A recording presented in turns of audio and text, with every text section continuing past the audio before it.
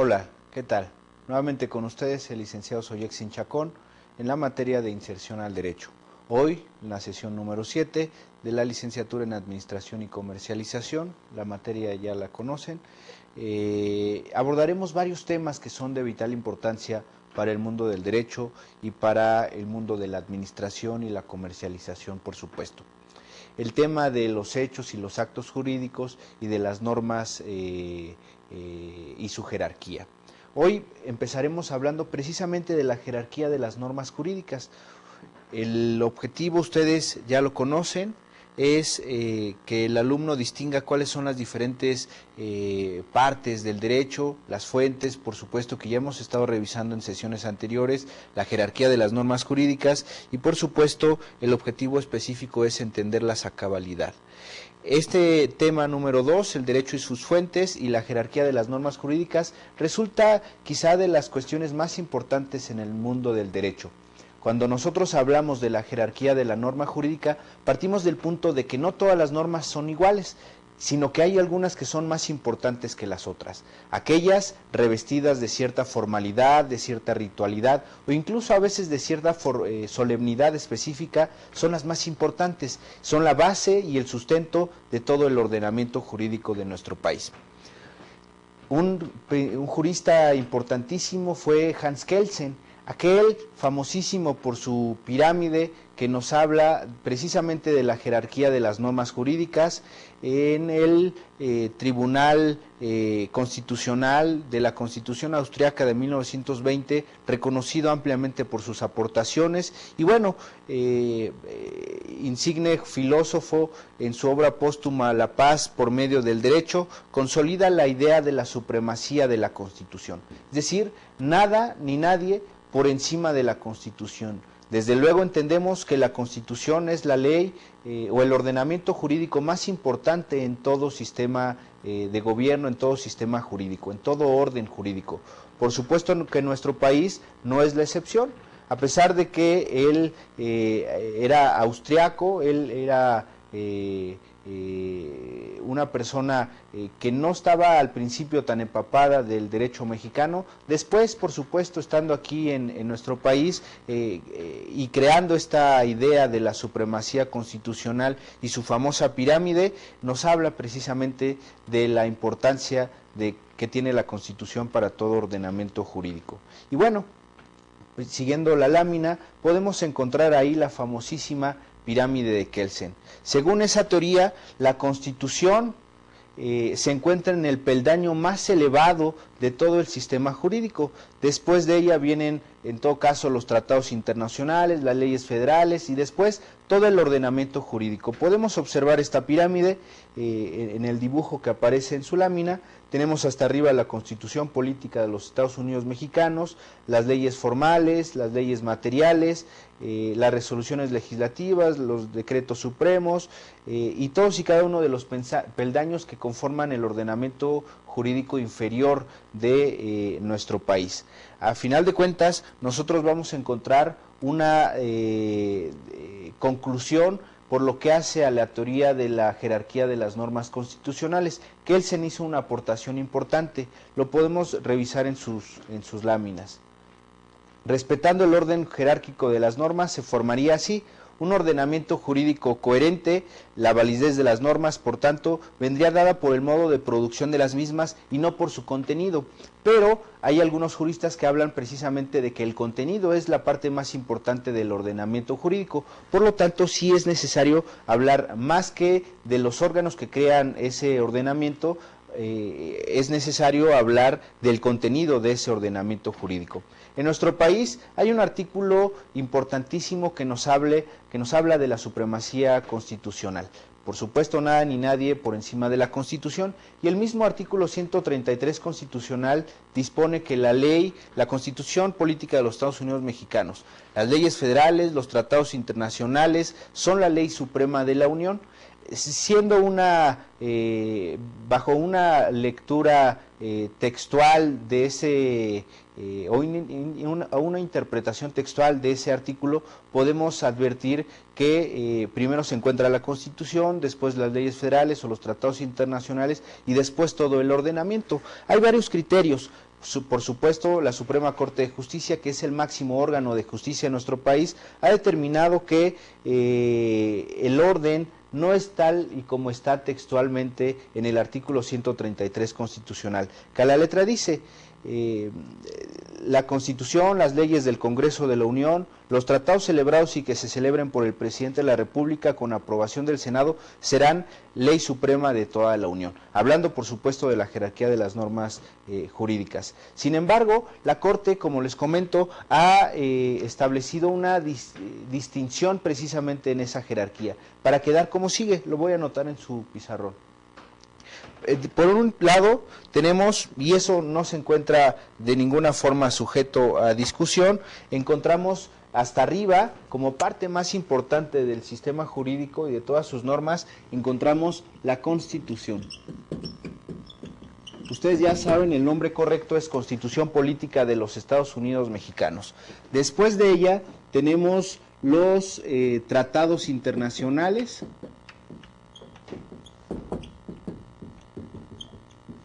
Después tenemos las leyes federales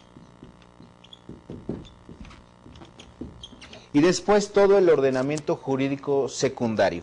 Hay algunos juristas que hacen una distinción entre una ley federal y una ley general. Si tomamos esa distinción, consideraríamos la Constitución como parte más importante del sistema jurídico, después vendrían las leyes generales, después los tratados internacionales y después las leyes federales.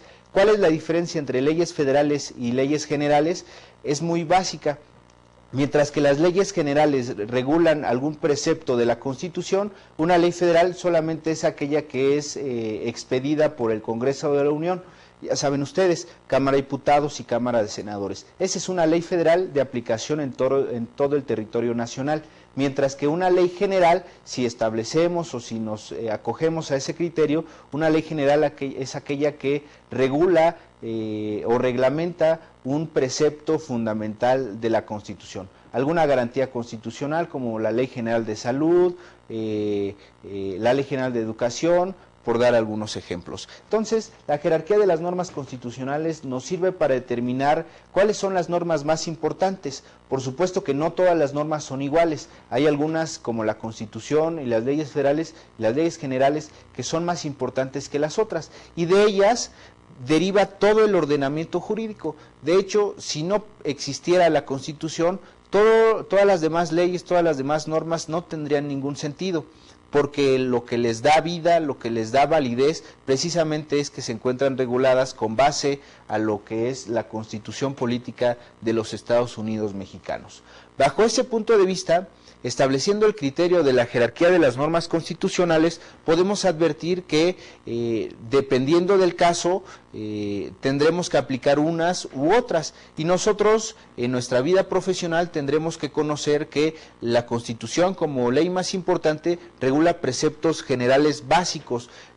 Ustedes saben que se divide en dos partes, la parte dogmática, la parte orgánica. La parte dogmática, normalmente de los artículos 1 al 29, que nos habla precisamente de los derechos fundamentales de las personas, lo que se conoce como garantías individuales, mientras que la parte orgánica, como su mismo nombre lo dice, nos habla de la organización de los poderes, de los órganos del Estado, de las autoridades, las atribuciones, todas sus facultades, la forma en que se van a integrar el Poder Ejecutivo, el Poder Legislativo, el Poder Judicial, nos habla de precisamente la organización de todo el Estado.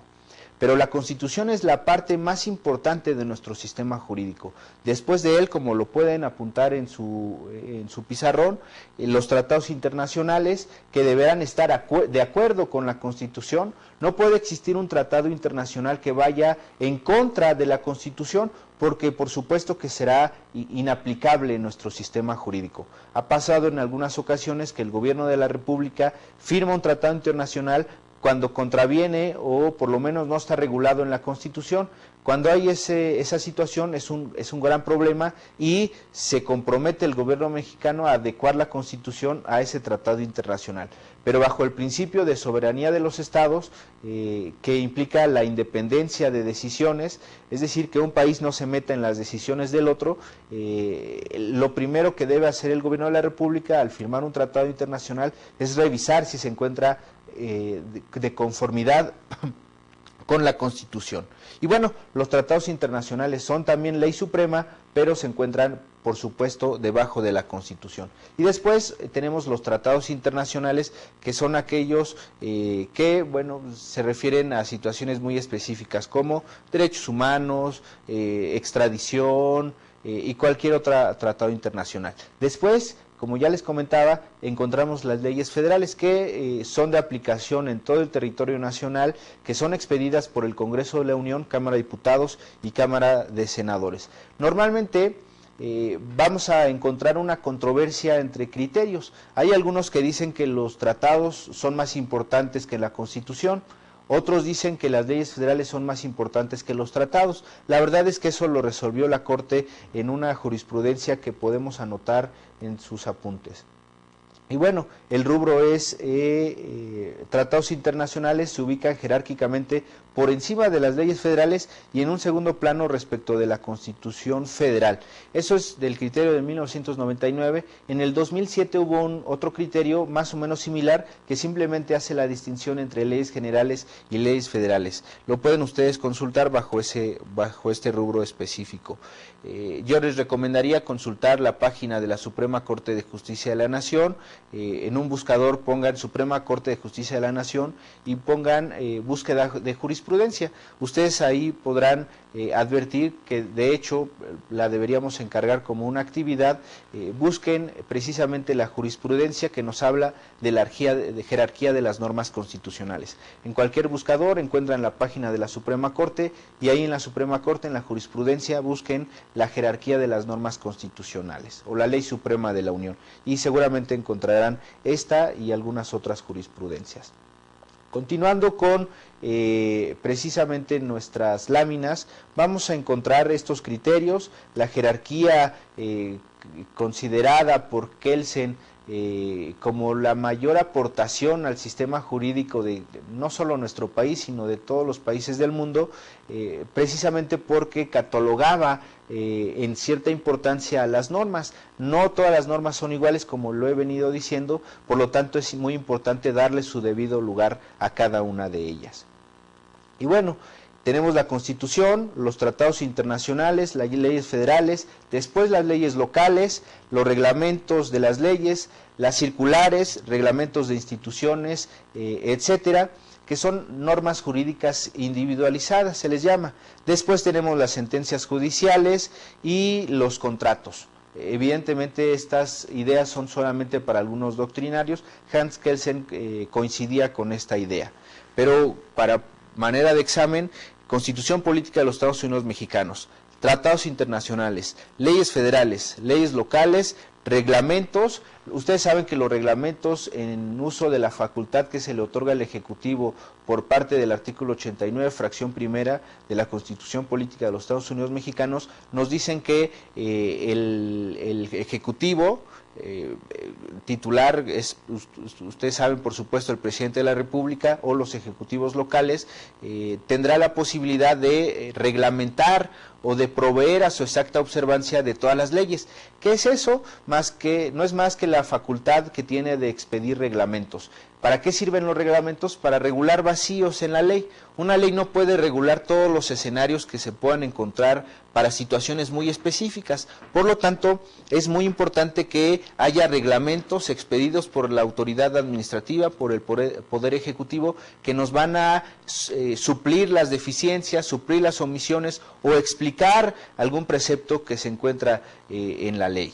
Para eso son los reglamentos. Las circulares, los reglamentos de las instituciones se encuentran en un nivel inferior, pero son también importantes. Las sentencias judiciales, ustedes saben, cuando hay una litis, una controversia, hay dos partes, tienen un conflicto, acuden con un órgano jurisdiccional que es aquel que resuelve controversias con fuerza vinculativa hacia las partes, aplicando una norma general a un caso concreto y particular, resuelve controversias entre las personas. Y por último, los contratos, como acuerdo de voluntades que se dan entre particulares para crear, modificar o transferir derechos u obligaciones. Mucho ojo con eso, lo vamos a seguir revisando. Para efectos de examen, este es el orden que deben ustedes atender por lo que hace a la jerarquía de la norma jurídica. Continuando con nuestros temas, hablemos ahora, dejemos atrás la jerarquía de las normas jurídicas, ya dijimos el orden, hablemos de la diferencia entre el hecho y el acto jurídico, que alguna vez lo adelanté un poco. ¿Cuál es la diferencia entre el hecho y el acto jurídico? En realidad, si somos simplistas, la diferencia es la voluntad, mientras que en el hecho jurídico, a pesar de crearse consecuencias jurídicas, esas no son deseadas, mientras que en el acto jurídico las consecuencias de derecho, las consecuencias jurídicas son buscadas por los actores. En consecuencia, la diferencia entre hecho y acto jurídico no es más que la voluntad. Y bueno, observando su lámina, ustedes pueden advertir que los hechos jurídicos los podemos definir como aquellos sucesos o acontecimientos que producen en un lugar y tiempo determinados y que modifican además la realidad sin que exista, ojo, sin que exista la voluntad de producir consecuencias jurídicas, como ya lo adelantaba yo. Cuando hablamos de hechos jurídicos nos referimos precisamente a acontecimientos de dos tipos, a los hechos de la naturaleza y a los hechos del hombre. Hay algunos acontecimientos realizados por el hombre que, aunque no quería las consecuencias de derecho, de todos modos se pudieron producir, y otros son los hechos de la naturaleza, aquellos en donde la voluntad del hombre y la intervención del hombre no tienen ningún efecto, porque son propios de la naturaleza y que muchas veces no se pueden ni siquiera predecir. Hechos de la naturaleza provocan, por supuesto, consecuencias jurídicas. Cabe mencionar los ejemplos de los desastres naturales, como un huracán, terremotos, ciclones, etcétera, en donde, por ejemplo, se ha celebrado un contrato de compraventa, algo que es muy importante para nosotros, pero que por causa de fuerza mayor es aquello que no podemos evitar, que aún pudiéndolo predecir, no lo podemos evitar, como un desastre natural. No puede realizarse la entrega de una mercancía, siguiendo con el ejemplo. Ese incumplimiento del contrato origina una consecuencia, pero que es ajena a la voluntad de la persona. Como se dio ese acontecimiento natural, se dio un incumplimiento de un contrato, y bueno, nadie está obligado a lo imposible, y en este caso estamos en el caso de lo que llamamos los juristas como caso de fuerza mayor, cosas que a pesar de haberlas podido predecir, no podemos evitarlas, como un huracán, como un terremoto, que bueno, algunos de esos elementos por supuesto que ni siquiera se pueden predecir. Por supuesto, todo esto es ajeno a la voluntad de la persona. Los hechos del hombre, en los cuales la persona no busca las consecuencias jurídicas previstas en la norma. Sin embargo, su acción u omisión crea consecuencias jurídicas. Como ejemplo, cabe señalar que cuando se adquiere la mayoría de edad por el solo transcurso del tiempo, se actualiza la hipótesis del artículo 24 del Código Civil, que produce una consecuencia jurídica en donde se adquiere, ojo, la capacidad de ejercicio para el derecho, de ejercicio de sus derechos y para el cumplimiento de sus obligaciones. Es decir, una persona no es ciudadano hasta los 18 años, además de tener un modo honesto de vivir. Pero por lo que hace a la capacidad de ejercicio, ustedes saben que hay dos tipos de capacidad, la capacidad de goce y la capacidad de ejercicio. La capacidad de goce que se adquiere desde el nacimiento y que solamente es la posibilidad de tener ciertos derechos, mientras que la capacidad de ejercicio es la posibilidad o la autorización que da la ley a una persona para poder ejercer y para esos derechos y para poder cumplir con sus obligaciones, la cual, según el artículo 24 del Código Civil, no se adquiere hasta la mayoría de edad, hasta que se tenga en nuestro país 18 años. En algunos otros países la edad cambia, la edad es distinta, en Estados Unidos son los 21 años. Y por supuesto es un acto o un hecho del hombre en donde no interviene ninguna voluntad pero tampoco interviene en la naturaleza, simplemente es un acto, un hecho que se da por el hombre, que sucede sin buscar consecuencias jurídicas, pero que a final de cuentas se dan, como en este caso por el simple paso del tiempo. Luego, debemos advertir las diferencias entre los hechos de la naturaleza y los hechos del hombre, y esto es interesantísimo, y vamos a ver por qué. El hecho de la naturaleza es un acto o un hecho de fuerza mayor, no lo podemos evitar, o a pesar de poderlo, no lo podemos predecir y no lo podemos evitar, a pesar de poderlo predecir, de todos modos no lo podemos evitar, como un desastre natural. Los hechos del hombre tienen una relación con la persona y lo que le acontece por razón natural. Tampoco hay intervención alguna de la voluntad. En ningún momento va a intervenir esa voluntad. Por eso es un hecho jurídico, no es un acto jurídico. Ambos hechos producen consecuencias jurídicas y se convierten en hechos jurídicos. Cualquier hecho, sea de la naturaleza o sea del hombre, producen consecuencias de derecho, lo que los convierte en un hecho jurídico. Un hecho que interviene en el mundo y en la esfera jurídica de las personas.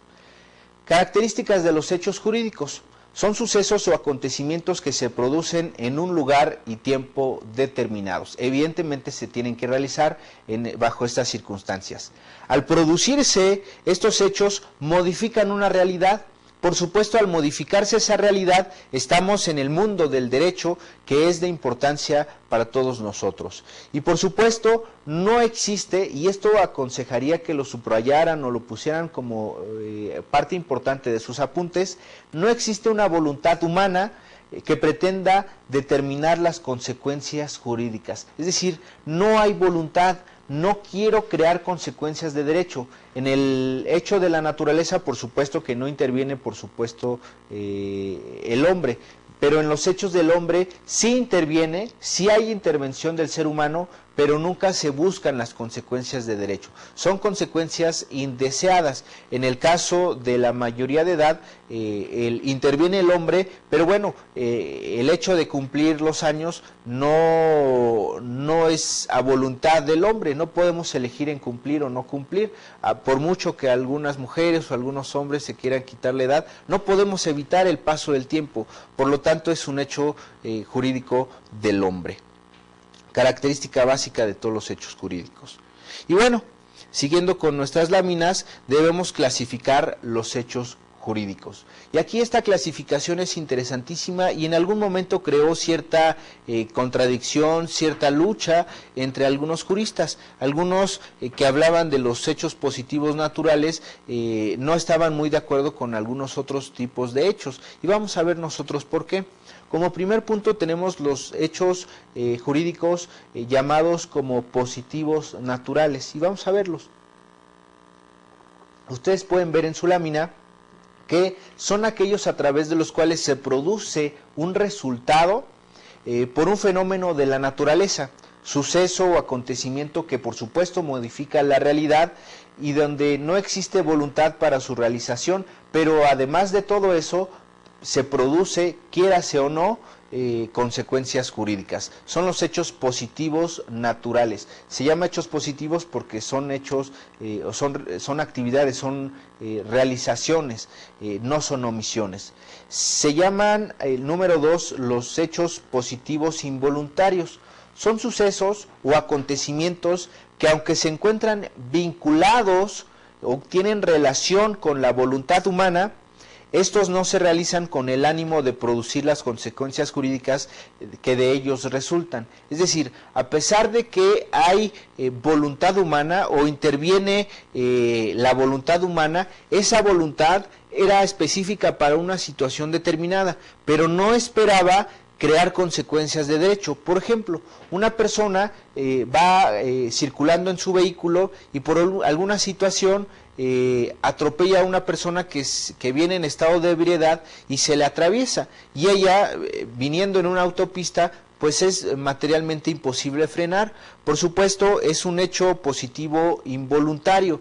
porque interviene la voluntad de la persona que está conduciendo en una carretera, pero hay consecuencias que no se esperan, como el hecho de atropellar a otra persona que estando en estado de ebriedad se atraviesa y bueno, en consecuencia lo arrolla y muy posiblemente le cree lesiones de seriedad o incluso que lleguen hasta la muerte. Tenemos otros, el número 3, los hechos positivos voluntarios. Todo suceso o acontecimiento que debe su existencia a la intención libre, ojo, a la intención libre y consciente del hombre, de esto se puede decir que son el género de los actos jurídicos, en donde por supuesto interviene la libre y consciente, subrayen eso por favor, libre y consciente decisión del hombre. La parte consciente del hombre interviene y en consecuencia le llamamos hechos positivos voluntarios porque aquí sí interviene la voluntad de la persona. Tenemos además los hechos jurídicos negativos. ¿Qué son los hechos jurídicos negativos? Se subdividen en naturales, involuntarios y voluntarios, y son aquellos que causan un daño o perjuicio a alguien. Se llaman negativos porque es un acto o una omisión y que además crea consecuencias negativas hacia otras personas. Digamos que invadimos la esfera jurídica de otra persona. Ustedes saben la clásica frase o un quizá principio general de derecho que versa así: todo derecho termina donde empieza el derecho de los demás. Es decir, nosotros podemos como particulares ejercer todos nuestros derechos, podemos hacer todo lo que nosotros queramos, siempre y cuando no violemos una ley o siempre y cuando no afectemos a terceras personas, porque si afectamos a terceras personas, en consecuencia estaremos cometiendo o un ilícito o una cuestión indeseable. Por supuesto que estos hechos jurídicos negativos normalmente no deberían ser los deseados por la voluntad humana. Tenemos además los hechos negativos naturales, que se distinguen en dos, como ya les había adelantado, los de fuerza mayor y los de caso fortuito. ¿Qué es eso de fuerza mayor o de caso fortuito? Cuando hablamos de fuerza mayor, hablamos de aquellos acontecimientos en donde, a pesar de poderlos predecir, crean consecuencias de derecho y que nosotros además no las podemos evitar. Son los casos de fuerza mayor, como yo les adelantaba. Otro es el caso fortuito. ¿Qué es el caso fortuito? Es cuando por virtud de la suerte, por virtud de una cuestión ajena a la voluntad de las personas, por una cuestión de insaculación o por una cuestión de sorteo o precisamente por un hecho inesperado, se crean consecuencias de derecho que normalmente hacen imposible cumplir una obligación. Normalmente se utilizan estos hechos negativos naturales cuando se dan los incumplimientos de obligaciones. La gente argumenta los casos de fuerza mayor o los casos fortuitos. Evidentemente, esas cosas de que llegué tarde por el tránsito y no pude comparecer a la audiencia o no pude hacer el pago de mis impuestos o cosas de ese tipo no son atribuibles al caso fortuito de la fuerza mayor, porque bueno, el tránsito en la Ciudad de México o en las ciudades más importantes de nuestro país siempre va a ser amplio y bueno, no es un pretexto como para argumentar la falta de incumplimiento de una obligación. Continuamos con esto y bueno, ambos tienen las mismas consecuencias, como bien lo dice su lámina. Impiden que una persona que se había obligado a una acción u omisión, hay dos formas en que se pueden cumplir las obligaciones, que son los derechos o acciones personales: dar, hacer o no hacer. Aquí hablamos de un hacer o de un no hacer, no hablamos propiamente de un dar. Quizá también podría intervenir, pero en este caso no lo tocaremos. El hacer o el no hacer. Cuando yo me obligo a hacer un pago, por ejemplo, celebro un contrato con un proveedor para efecto de hacer un pago por la mercancía que me han traído, Y yo argumento precisamente que no pude hacer ese pago en virtud de que se cayó el sistema de mi sucursal o por alguna otra situación, una devaluación, una situación importante que podría considerarse como un caso de fuerza mayor. Bueno, es una causa que en algunos casos podría justificar el incumplimiento. Al obligado nadie está imposible. Pero bueno, en el caso del ejemplo que les di, bueno, ¿por qué no me fui a otra sucursal? ¿Por qué no hice la transferencia bancaria? ¿Por qué no pagué con un cheque? No será motivo para argumentar la validez del incumplimiento. Y bueno, para que se cumpla, los dos casos eximen de la responsabilidad, que es lo que les adelantaba. El caso fortuito y la fuerza mayor eximen de la responsabilidad de una persona.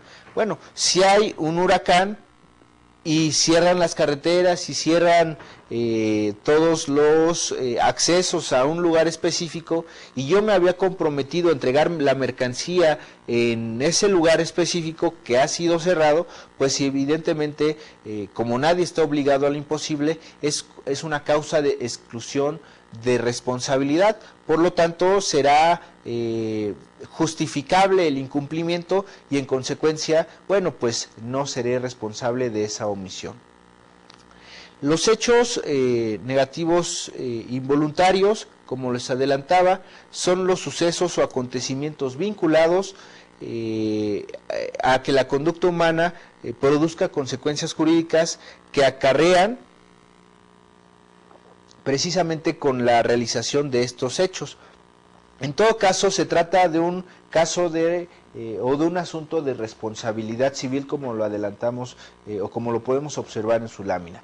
Los hechos negativos involuntarios son aquellos en donde el que obrando ilícitamente, aquella actividad que se encuentra alejada de la ley o contra las buenas costumbres, cause un daño a otra persona.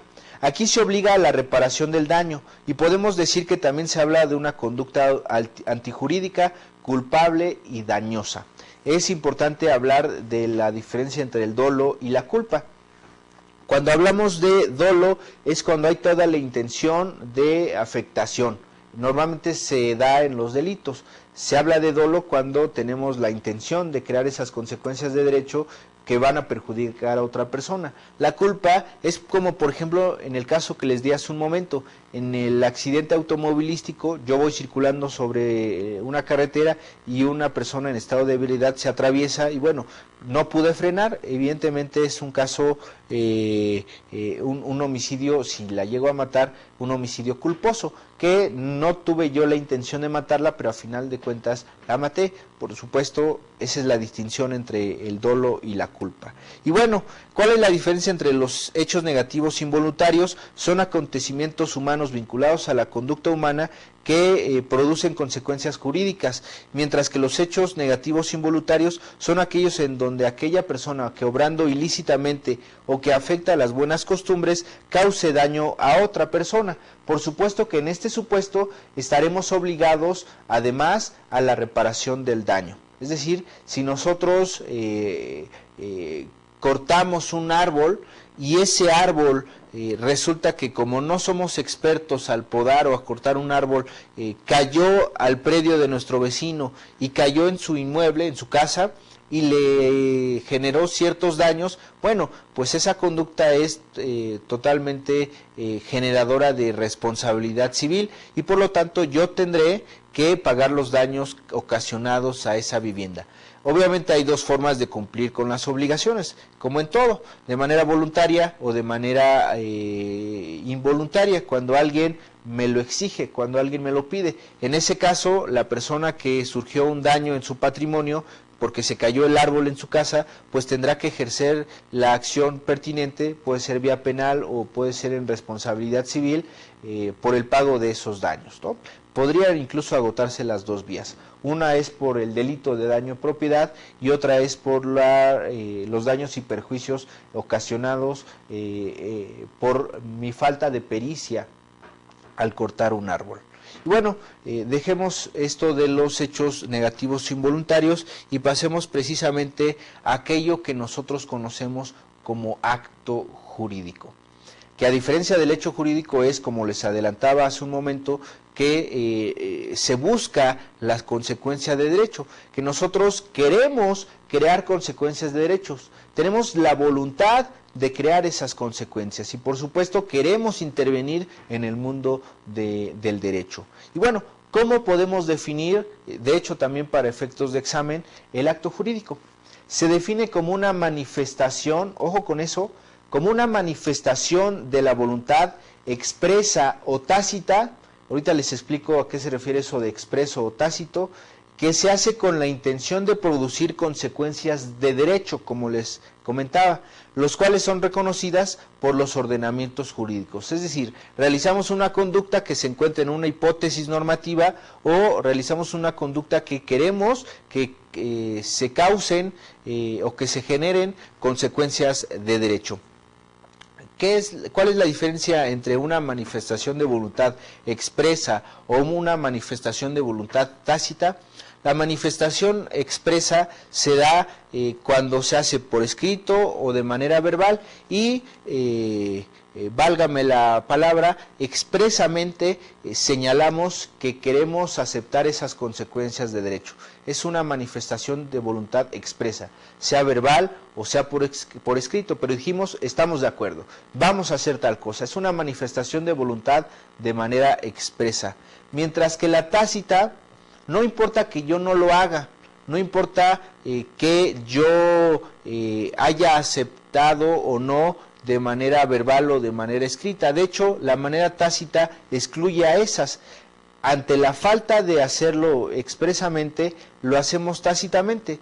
Si yo le pregunto a una persona si es cualquier situación y esa persona se queda callada, de alguna manera se puede entender como que está aceptando, es una aceptación tácita, que bajo signos inequívocos se manifiesta la voluntad, es decir, no necesita hacerlo por escrito o no necesita de manera verbal. Es cuando nosotros compramos unos chicles, unos cigarros, un chocolate en un puesto que se encuentra en la calle o en una tienda específica. A veces, seguramente ustedes se han dado cuenta, porque lo han hecho, estoy casi seguro, que ustedes van, agarran un chocolate, pagan, pero no dicen nada. A final de cuentas ni siquiera firmaron, ni siquiera lo hicieron por escrito, ni siquiera hablaron. El punto es que bajo signos inequívocos manifestamos la voluntad de querer comprar un chicle, un chocolate o lo que ustedes quieran. Simplemente tomamos el chocolate de ese lugar, le dimos el dinero y en ese sentido nos da el cambio en su caso y con eso se da por entendido que celebramos un contrato de compraventa cuando la manifestación de voluntad fue tácita, es decir, no fue expresa, porque fue bajo signos inequívocos, lo cual es perfectamente válido en nuestro sistema jurídico. ¿Cuáles son las características de los actos jurídicos? Lo vamos a ver enseguida. Lo más importante, si la distinción entre el hecho y el acto jurídico es la voluntad, pues lo más importante como característica del acto jurídico es precisamente esa manifestación de la voluntad. Como primer punto. Existe, además, como siguiente característica, la intención de producir consecuencias de derecho. Las personas desean intervenir en el mundo del derecho. Las personas que realizan actos jurídicos quieren crear esas consecuencias de derecho. Algunas veces saben cuál es la consecuencia, a veces no lo saben. Siempre es importante tener un escenario completo de las transacciones y de todos los actos que nosotros como comercializadores, como administradores vamos a realizar. De hecho, este punto es importantísimo para nuestra actividad profesional. Por eso les recomiendo que lo estudien a cabalidad. Otra característica importante de los actos jurídicos es precisamente que hay una normatividad, hay leyes, hay normas, por supuesto en atención a la jerarquía de las normas jurídicas que hemos revisado hace unos minutos. que reconocen además, en consecuencia, esos resultados jurídicos que produce el acto. Son reconocidas las consecuencias de derecho que nosotros buscábamos. Aquí no se vale que yo no sabía. Hay un principio general en derecho que nos habla precisamente de el desconocimiento de la ley no implica o no valida el incumplimiento. A pesar de que nosotros no conocemos la ley, eso no nos exime de que tengamos que cumplir con la ley. Es en todo caso nuestra responsabilidad, es en todo caso nuestra culpa el no haber cumplido o el no haber conocido lo que deberíamos haber hecho, ¿no? En atención a eso, no podríamos argumentar la ignorancia de la ley, porque esa ignorancia no exime del cumplimiento de nuestras obligaciones. Principio general de derecho importantísimo en todos los actos jurídicos. Es decir, yo no, a pesar de que yo no estoy obligado a lo imposible, el hecho de que desconozca una obligación no quiere decir que no tenga que cumplirla. Afortunadamente estoy estudiando una licenciatura en Administración y Comercialización y me estoy enterando de todos los actos y de todas las consecuencias que pueden tener esos mismos actos. Por lo tanto, bueno, yo recomendaría que siempre pongamos mucha atención a lo que estamos buscando con un acto específico. Con un contrato de compraventa, pues lo más importante es precisamente revisar el objeto, revisar que el consentimiento esté bien dado. Por ejemplo, si queremos comprar un bien inmueble, para dar el consentimiento hay que hacer una oferta, en todo caso se acepta la oferta, se paga, pero existe una formalidad específica. Acuérdense que todos los actos jurídicos deben estar convalidados, reforzados o con base a la normatividad de la que estemos hablando. En el caso de la compraventa de un bien inmueble, se requiere revestir de cierta formalidad a ese acto jurídico, que es que además de que se celebre el contrato, ese mismo contrato debe ser convalidado o revisado, firmado o elevado a escritura pública. Es una formalidad indispensable. Podría nulificarse un acto que no lo hacemos con la formalidad requerida. Y bueno, esas consecuencias jurídicas que produce el acto siempre tendrán que ver y tendrán que ser reguladas por una norma, por una ley. Normalmente para todas las transacciones o las operaciones entre particulares es el Código Civil el que nos habla de los contratos y de todos los actos y obligaciones que tendremos que cumplir, y para la materia de los comerciantes, para cuando se realizan actos de comercio, sean por comerciantes o sea por personas que a pesar de no son comerciantes intervienen en el mundo del derecho mercantil realizando actos de comercio, como por ejemplo suscribir un título de crédito, un pagaré, un cheque o una letra de cambio. Ahí es la ley mercantil la que tendrá intervención. Y bueno, respecto de estas características de los actos jurídicos, dejándola a un lado, ahora revisaremos la clasificación de los actos jurídicos.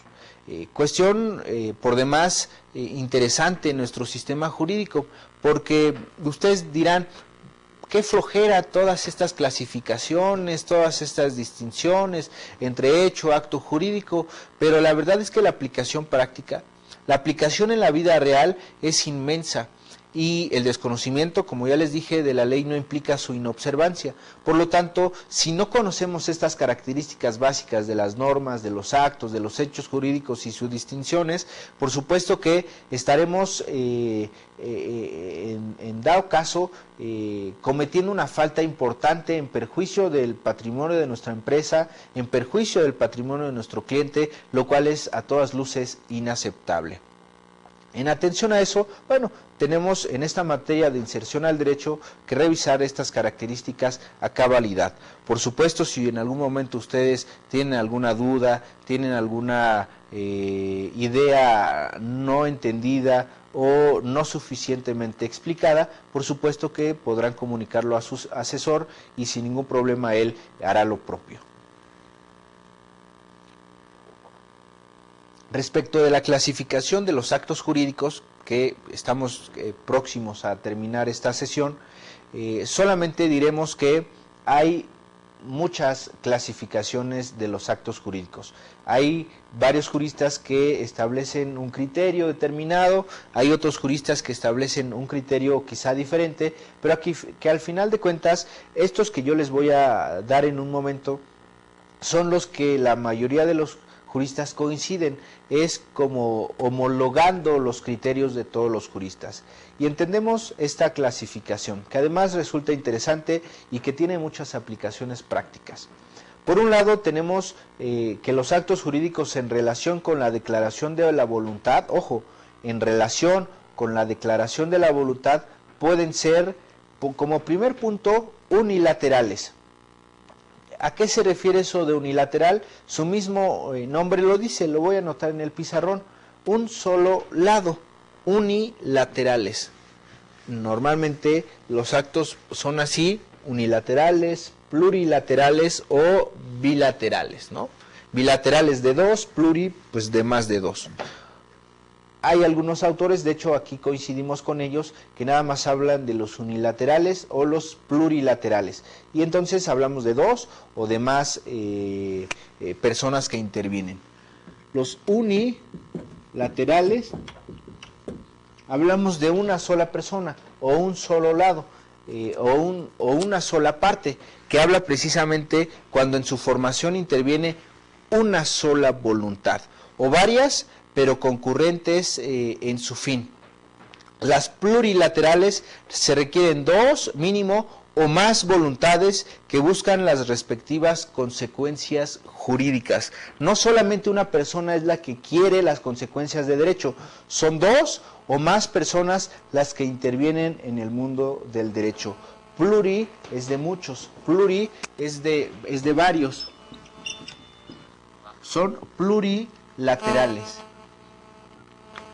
Precisamente en esta categoría encontramos que se requieren dos o más voluntades. Por ejemplo, en un contrato en donde intervienen dos personas, son aquellas que se generan obligaciones y se generan derechos específicos precisamente con la idea de crear esas consecuencias de derecho, consecuencias jurídicas.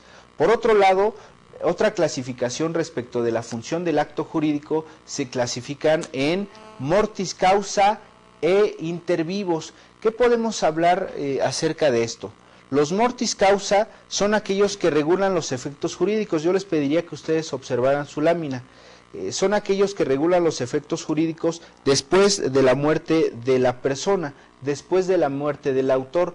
En este caso, cuando nosotros fallecemos, cuando una persona se encuentra grave, hay la posibilidad de hacer un testamento. Si hace testamento, bueno, las consecuencias de su muerte quizá serán mínimas porque ya determinó desde antes de su muerte quiénes son las personas que se quedarían con su patrimonio. El problema es cuando una persona muere intestada. En ese sentido, bueno, la ley es la que suple la voluntad del testador, la ley es la que suple la voluntad, la última voluntad del de cuyos, en este caso así se le llama al que se muere y que se tramite su patrimonio. Bueno, por supuesto que en este caso de esta clasificación mortis causa se regulan consecuencias y los efectos jurídicos se dan incluso después de la muerte del autor, en este caso con un testamento o mediante un juicio sucesorio intestamentario, que a falta de determinación de voluntad la ley la suple. Otro criterio son los famosos intervivos, que no tienen pierde, su mismo nombre lo dice, nos habla de los efectos jurídicos en vida de sus autores, es decir, entre personas que se encuentran vivos, que se encuentran en pleno uso de sus capacidades de ejercicio. Y bueno, al final de cuentas, esta clasificación, los unilaterales, los plurilaterales, los mortis causa, los intervivos, resultan con una aplicación práctica tal que la falta de conocimiento de todas estas características puede repercutir en una consecuencia irreparable para nosotros, para nuestra empresa, para nuestros clientes. Otra, por lo que hace a esta clasificación, otro criterio son los atributivos del patrimonio. Esto es interesantísimo. los llamados atributivos de patrimonio podemos observar en su lámina, establecemos aquellos mediante los cuales el patrimonio de una persona se incrementa, atributivos de patrimonio, digamos que se allega o que se incrementa el patrimonio de una persona, sea por el ingreso o sea por supresión de un gravamen. Supresión es quitar y un gravamen es una carga, un embargo, una hipoteca. Un gravamen es una carga que se le hace normalmente a un bien específico. Entonces, los atributivos, aquellos actos jurídicos que son atributivos de patrimonio, son los que tienen como finalidad, como su mismo nombre lo dice, incrementar el patrimonio de una persona, atributivos de patrimonio. Por otro lado, tenemos los no atributivos, cuando el acto jurídico no implica un incremento patrimonial, es decir, se queda el patrimonio sin ningún problema. En este caso, normalmente hablamos de los contratos que vamos a revisar en un momento, los contratos a título gratuito, en donde el patrimonio de una persona se encuentra tal y como está, mientras que los atributivos de patrimonio se tienen como objetivo fundamental precisamente incrementar el patrimonio. ¿Cuál podría ser un ejemplo de atributivos de patrimonio? Cuando se adquiere un bien inmueble, cuando se compra una casa, por supuesto que el patrimonio se adquiere. Cuando se gana la lotería, por supuesto que es atributivo de patrimonio porque incrementa todo su patrimonio. Hay dos tipos de patrimonio, no sé si alguna vez lo adelanté, el patrimonio activo y el patrimonio pasivo. El patrimonio activo son los derechos, los bienes que tiene una persona determinada, mientras que el patrimonio pasivo son las deudas, las cargas, las obligaciones que tiene esa misma persona. Todos tenemos al mismo tiempo patrimonio activo y patrimonio pasivo. Por otro lado, tenemos los actos jurídicos de disposición, que los vamos a revisar conjuntamente en sus láminas. Vamos a ver, de disposición, producen inmediatamente la transmisión o extinción. Transmisión es simplemente pasar de la esfera jurídica de una persona algo a la esfera jurídica de otra persona, mientras que la extinción de un derecho implica el terminar con ese derecho. Por supuesto que va a caducar o a terminar o cesar los efectos de ese derecho. O bien, por lo que hace a los de disposición, constituye inmediatamente un gravamen directo en el patrimonio del autor, es decir, esa persona va a generar una carga específica. Un acto jurídico de disposición, por ejemplo, es un contrato de mutuo. El mutuo es el préstamo. Pido un préstamo con garantía hipotecaria. Bueno, esa garantía hipotecaria implica un gravamen, una carga hacia el mismo bien inmueble. Quizá es un mutuo para comprar una casa, y ese contrato de mutuo o de préstamo tendrá una garantía, y qué mejor que el mismo bien inmueble que se quiere adquirir con ese préstamo para que sirva como garantía. En caso de que no se le pague al banco o a quien se le presta o a quien presta el dinero, se va a cobrar precisamente con el producto de la venta de este bien inmueble. Otro tipo de actos son aquellos que se les llama de obligación o de transmisión, modificación o extinción de derechos que no se producen inmediatamente, sino que en virtud del acto jurídico las partes quedan obligadas a hacerlo en un futuro. Es una compraventa, por ejemplo, a plazos.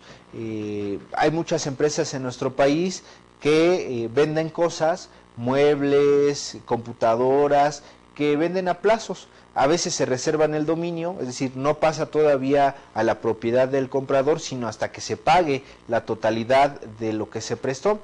Y precisamente esa obligación puede ser a pagos fijos. Bueno, cada mes se tendrá que pagar, incluso hay empresas que dicen que cada semana se tendrá que hacer un pago específico, y en consecuencia, bueno, pues la obligación implicará que la parte compradora, en el caso de que sea un contrato de compraventa, tendrá que solventar, que satisfacer y de cumplimentar con su obligación en un plazo, en un tiempo específico.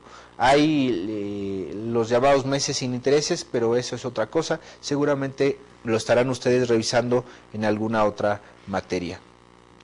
Otro tipo de clasificación la podemos nosotros observar en los tipos de contratos o de actos jurídicos llamados onerosos o los llamados gratuitos. Los onerosos son los que se realiza una prestación y se recibe algo a cambio. Normalmente, por ejemplo, un contrato de arrendamiento. La prestación implica el concederle el uso y disfrute de un inmueble a una persona, mientras que la contraprestación o la cosa que se recibe a cambio es el pago de la renta por el uso y disfrute de ese bien inmueble. Es un contrato oneroso. Un contrato de compraventa, por ejemplo, también será oneroso. Yo te doy la propiedad de un bien inmueble o de un bien mueble y tú a cambio me das una cantidad de dinero como contraprestación. Es un contrato o un acto jurídico oneroso, porque por supuesto que hay una prestación, pero también una contraprestación. Por otro lado, y casi para terminar, tenemos los actos jurídicos considerados como gratuitos. Esos actos son los que una persona realiza en una prestación determinada, pero que no recibe nada a cambio, que no pretende nada, que la contraparte o la otra persona que interviene no tiene ninguna obligación. El clásico ejemplo de este tipo de actos jurídicos, que normalmente se da en contratos, es el famoso contrato de donación. Cuando una persona pretende donar algo, no pide nada a cambio, simplemente es un regalo, es un obsequio y no, por supuesto que crea consecuencias de derecho, pero no hay una contraprestación. Por eso muchas veces la gente injustificadamente, en todo caso, se enoja cuando se regala algo y no le dan las gracias. Bueno, a final de cuentas no hay ninguna contraprestación, a veces ni siquiera de dar las gracias. Simplemente es que una persona es la que está realizando el acto jurídico, está creando consecuencias de derecho, pero la otra parte no tiene ninguna obligación, simplemente puede aceptar o rechazar y sin ningún problema. El clásico ejemplo es la donación. Ojo, cuando en la donación se puede acreditar la ingratitud, por supuesto que se puede solicitar la revocación. Y bueno, dicho esto, no nos queda más que despedirnos por esta sesión. Nos vemos la próxima clase, la próxima sesión, con un tema también interesante. Seguramente continuaremos con esto de los hechos y de los actos jurídicos y yo los invito a que sigan revisando sus apuntes, que en todas las sesiones vayan haciendo anotaciones que les resultarán de vital importancia para hacer sus exámenes, para hacer sus pruebas, para hacer sus actividades. Queda como actividad revisar en la página de la Suprema Corte de Justicia de la Nación las jurisprudencias que nos hablan de la jerarquía de las normas jurídicas. Ustedes ya saben, Constitución, tratados internacionales, leyes federales y todo el demás ordenamiento jurídico de nuestro país. No me queda más que agradecer su atención. Nos vemos la próxima.